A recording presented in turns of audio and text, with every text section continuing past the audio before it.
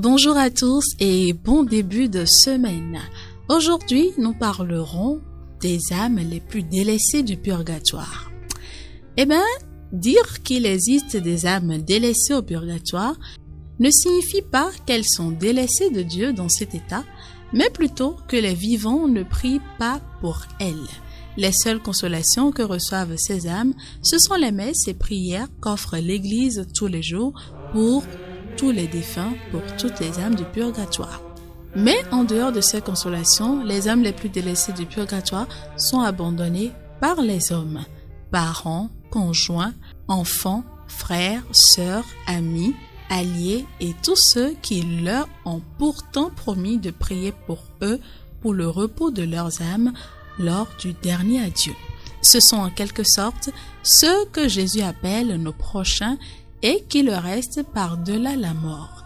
Il s'agit ici des pauvres du purgatoire, ceux qui n'ont personne pour les aider, sinon Dieu seul.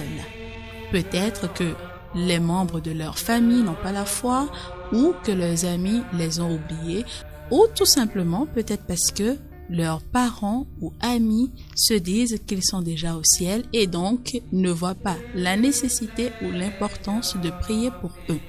De fait, ces âmes se retrouvent sans prière, sans personne pour prier pour elles, pour obtenir pour elles quelques consolations. En priant pour les âmes les plus délaissées du purgatoire, nous sommes assurés de faire beaucoup de bien car nous hâtons leur entrée dans la gloire de Dieu. Portons donc dans nos prières tous ceux que nous avons aimés et connus qui ne sont plus de ce monde. Merci beaucoup à vous et n'oubliez pas de prier pour toutes les âmes du purgatoire, en particulier pour les âmes les plus délaissées du purgatoire.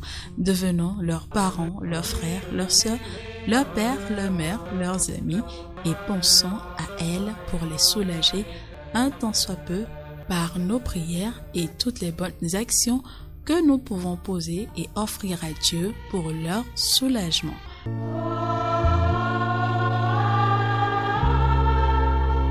Ursule Bénécase, religieuse théatine, s'imposait de terribles souffrances pour le soulagement des défunts. Sa sœur Christine étant à l'agonie, Ursule s'apitoyait sur elle à la pensée de ce qu'elle souffrirait sans doute au purgatoire. Elle conjura donc notre Seigneur de lui imposer à elle-même les souffrances qui attendaient sa sœur en purgatoire. Sa prière fut exaucée. Dès la mort de cette sœur, elle la vit monter au ciel. Mais elle fut aussitôt accablée d'horribles douleurs qui ne la quittèrent qu'à sa mort.